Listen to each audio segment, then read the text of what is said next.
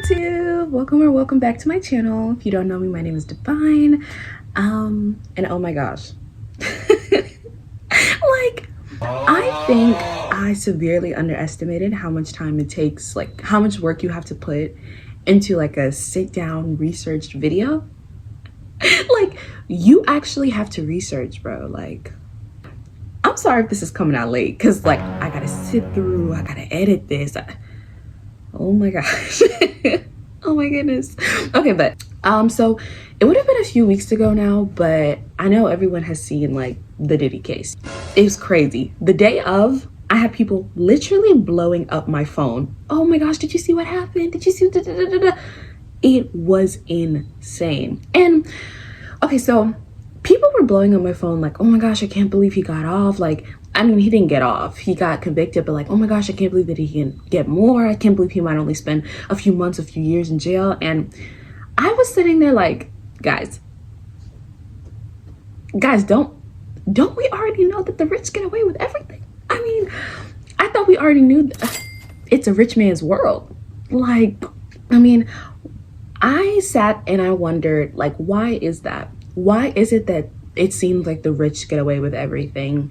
You know, a rich man could commit murder and just make it go away, you know.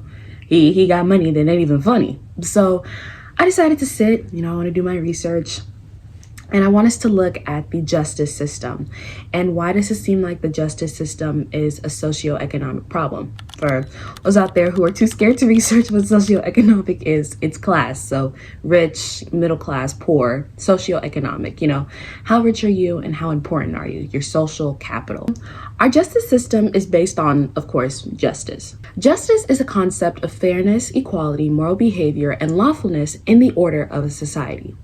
So justice is a concept. Justice is the concept of fairness. It's the concept of righteousness, equality, and how to give people what they deserve based on the crime they committed. So as said in the definition, justice is a concept. Now, I'm no philosopher. I'm just a girl who spends a lot of time consuming different forms of media. But, you know, if you've watched movies, you watch shows, you might see like that hero or that villain who's obsessed with the idea of justice. And what that shows you is that justice looks different depending on where the justice is coming from and who is in charge of the system that administers justice.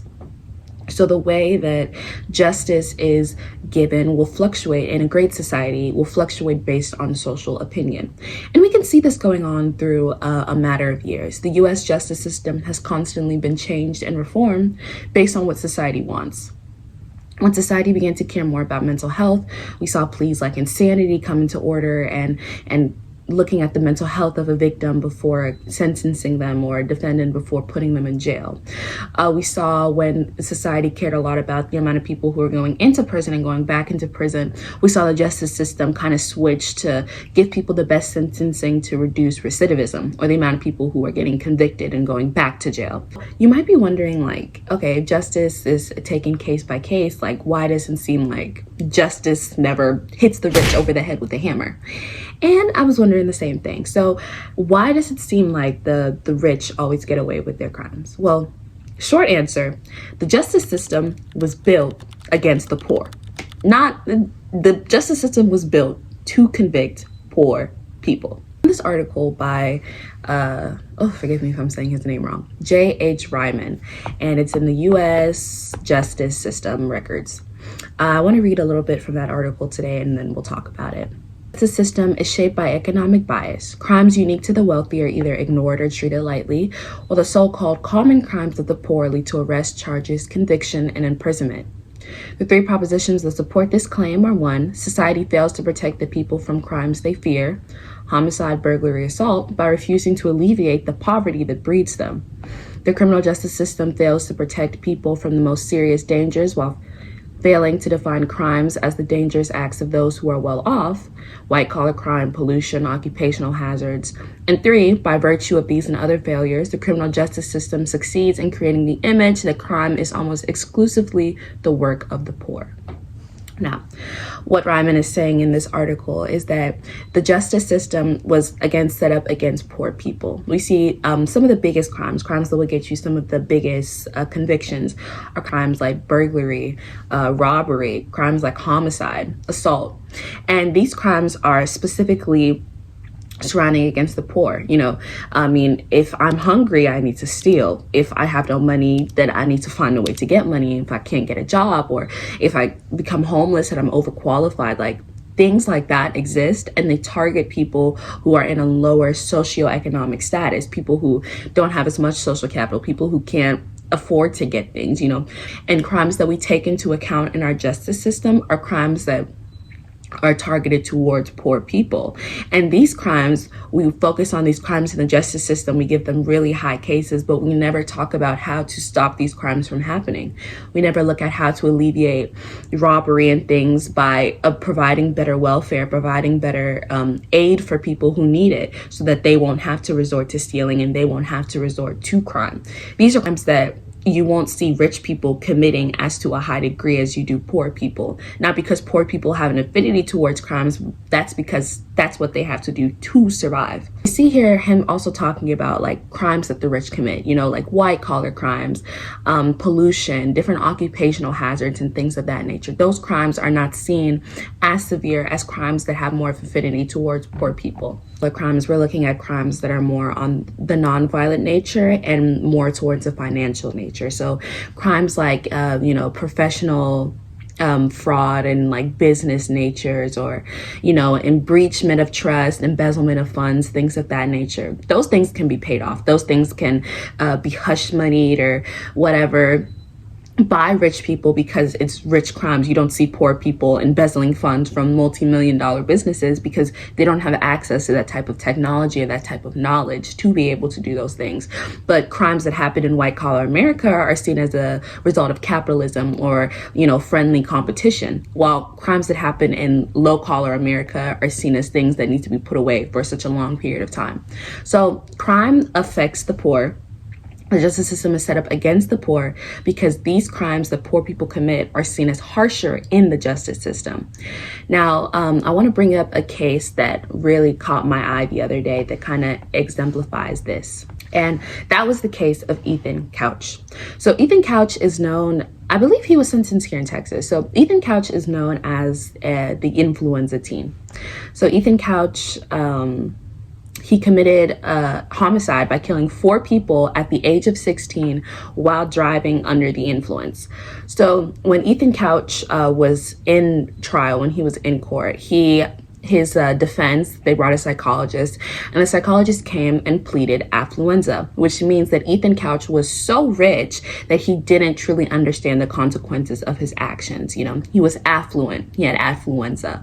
Now, if I came and I was of a lower socioeconomic status and I had a psychologist plead that I was too poor to understand what was going on, I can tell you that wouldn't bode the same way it did. Ethan Couch got off of his charges on the plea of affluenza. He was too rich to understand what was going on. This doesn't happen for people who are poor. This doesn't happen for people who are lower middle class, or for people who don't understand what's going on, people who are of a lower socioeconomic class. They don't get off of crimes like this. And this is because rich people have more access. They're able to figure out the loopholes within the system. We see Ethan Couch, him bringing a psychologist to say that he was too affluent to understand what was going on. Doesn't make any sense. But he was able to get off of his crimes simply because he had money. That was the plea. He had too much money to understand what was going on. Yeah. Rich people get away with their crimes, and it's interesting how this happens, and it's interesting to look at. I can't actually remember the name right now, but there was also another case where there was a woman who, she and a few other parents were committing fraud by signing up for all these fake extracurriculars and having their children pose by different lacrosse and kayaking and stuff like that, and kind of committing this big college scam to get their children into high colleges. And I mean, we see it all the time, legacy admissions. If you have money, if your parents had money, doors open for you, things move for you here in America. So it is an issue that it is a rich man's world, and it is set up for the rich man so that the rich man can succeed by actively targeting the poor. This is what the justice system does. So when looking at the Diddy case, I found it interesting because we talked about, like all these rich people getting away just because they're rich. The Diddy case actually did something that was quite interesting to me. So Diddy, he found, like, when he was first, getting convicted, there was a lot of evidence coming out about, illegal possession of him, brutally assaulting Cassie Ventura. It was a whole ordeal. But when he was convicted, he wasn't charged on assault or on illegal possession. He was charged on racketeering. Is like a whole string of illegal activity, underground illegal activity for financial gain. It is kind of like running like an underground, like whole illegal organization, moving, pushing, packing, things of that nature. So where we see this evidence come out about, possession and assault, we see him being charged with things like having a whole illegal organization. And this is actually a tactic the prosecutors use a lot. It's called overcharging. So it's usually used on people who are of lower economic status by charging them with crimes that are higher than what they committed. You want to push them towards taking a plea deal, which is like, okay, instead of going to court, we can solve this by ourselves. So when I saw that Diddy was being overcharged, it struck me as interesting because, as I said before, it's usually not used for people who are richer. But I think what the prosecution was looking for is, before this case even went to court, like, Diddy's name was ruined. Everyone knows about like what he did.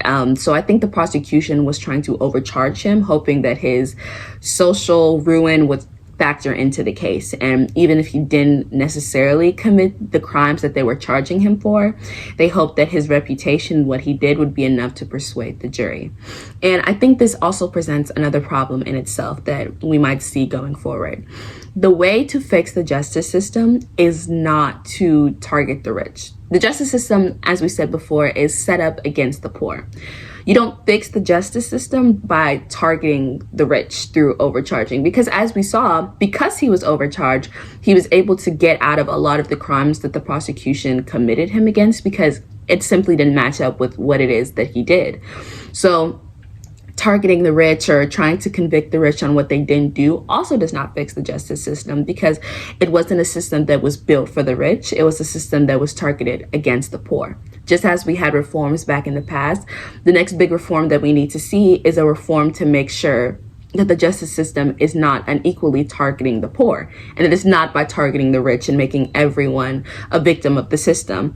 It is by making sure that the poor get the justice that they need, the justice that they deserve under the justice system.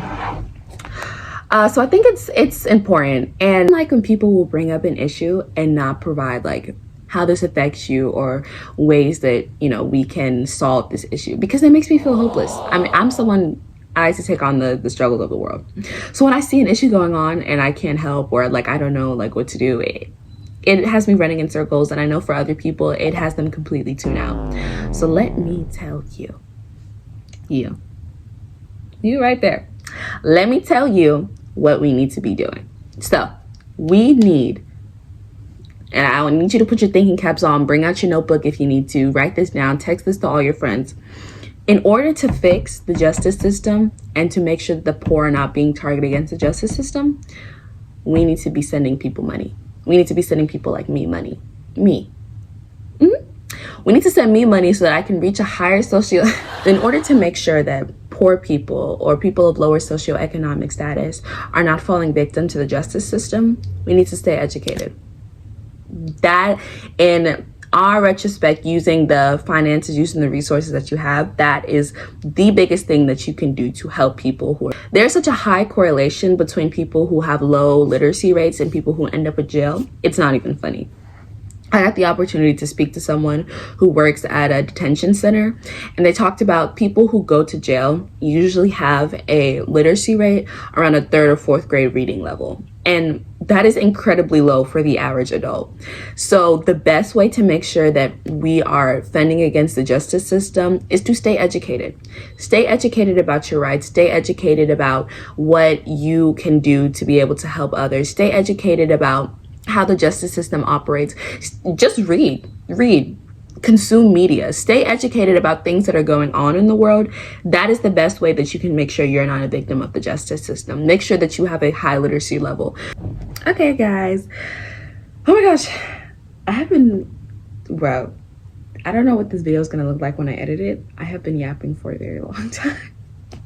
I hope you guys enjoyed this video. I hoped it was educational. I hoped it was very informative.